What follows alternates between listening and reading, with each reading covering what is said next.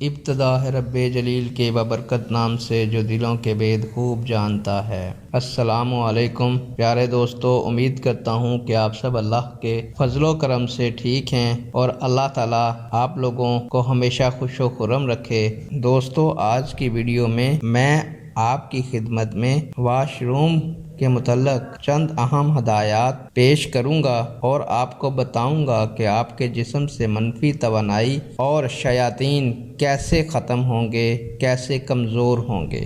امید کروں گا کہ یہ ویڈیو آپ کے لیے فائدہ مند ثابت ہوگی اور آپ ان ہدایات پر عمل کریں گے تو آپ انشاءاللہ بہت ساری دینی و دنیاوی پریشانیوں سے نجات حاصل کریں گے۔ کچھ ایسی مالی پریشانیاں یا گھریلو پریشانیاں جو کہ ہمارے گھروں میں نارملی پائی جاتی ہیں اور ہم ان کی وجہ جانے بغیر ان کو دہراتے رہتے ہیں، ہمیں چاہیے کہ ہم ان کی وجہ جانیں اور ان برائیوں کو ختم کریں تاکہ ہمارے گھروں میں خوشحالی آئے، اتفاق و محبت بڑھے۔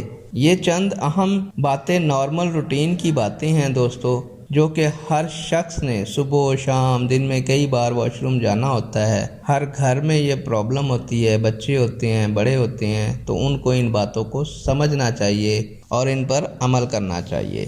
بڑھتے ہیں ویڈیو کی جانب۔ دوستو، آپ سے درخواست کروں گا کہ آپ چینل کو سبسکرائب کر دیجئے گا، ویڈیو کو لائک کر دیجئے گا اور شیئر کر دیجئے گا تاکہ دوسرے لوگ بھی ان احکامات کو سننے، دیکھنے، سمجھنے کے بعد عمل کریں اور ہم ان کے لیے نیک کام کرنے کا ذریعہ بن جائیں اور اللہ تعالی ہمیں ان کے نیک کام میں جو اجر عطا فرمائے اس میں حصے دار بنائے۔ یہ ایک صدقہ جاریہ ہوتا ہے دوستو، ایسا کیا کریں، جو بات اچھی لگے دوسروں کو بتایا کریں، جو چیز دل کو اچھی لگے اس کو سمجھیں، دیکھیں اور پھر دوسروں کو بتائیں۔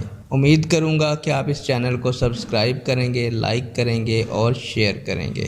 دوستو، واش روم کی صفائی پر کوئی سمجھوتا نہیں کرنا چاہیے اور بیت الخلاء کو مستقل بنیادوں پر صاف ستھرا رکھیں اور بدبو سے پاک رکھیں، پانی کا استعمال کریں اور رات کو سونے سے پہلے اپنے واش روم کو صاف رکھنے کا اہتمام کریں۔ بیت الخلاء کا دروازہ ہر وقت اور مستقل بنیادوں پر بند کیا کریں۔ جب آپ اندر جائیں اور باہر آئیں تو اس کا ڈور بند کر کے آئیں۔ دوستو، واش روم میں کپڑے اتار کر لٹکے نہ رہنے دیں۔ ایک رات کے لیے بھی اگر کپڑے لٹکے رہنے دیں تو کپڑوں میں جتنی منفی توانائی بھر جاتی ہے اس کا خاتمہ تقریباً ناممکن ہوتا ہے۔ کم از کم دوستو 72 گھنٹے دھوپ میں لٹکانے سے کچھ خلاصی ممکن ہوتی ہے۔ میلے کپڑوں کو ہمیشہ بیت الخلاء سے باہر کسی ٹوکری میں رکھیں۔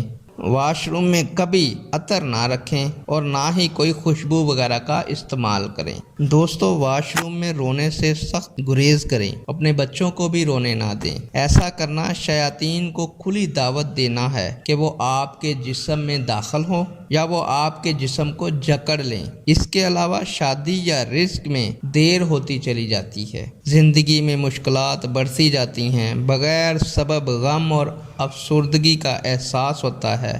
ہر تیسرے دن اپنے گھر کے دروازے اور کھڑکیاں کھولیں اور گھر میں سورہ بقرہ کی ریکارڈنگ چلائیں۔ اگر گھر میں کسی کو آتی ہے تو وہ اونچی آواز میں پڑھے۔ آپ کو بذات خود اپنے اور گھر والوں میں بہتری محسوس ہوگی۔ حضور صلی اللہ علیہ وآلہ وسلم کے فرمان کے مطابق گھر سے شیاطین اور جراثیم بھگانے کے لیے کلونجی کی دھونی دیں۔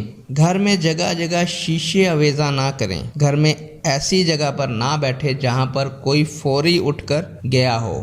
یہ اکثر گھروں میں دوستوں ہوتا ہے کہ ابھی مہمان جاتا ہے تو ہم فوراً اسی کی جگہ پر بیٹھ جاتے ہیں، تو کوشش کیا کریں تھوڑی دیر گریز کریں تاکہ اس کے ساتھ اگر کوئی ایسا معاملہ ہے تو وہ آپ کے ساتھ نہ ہو۔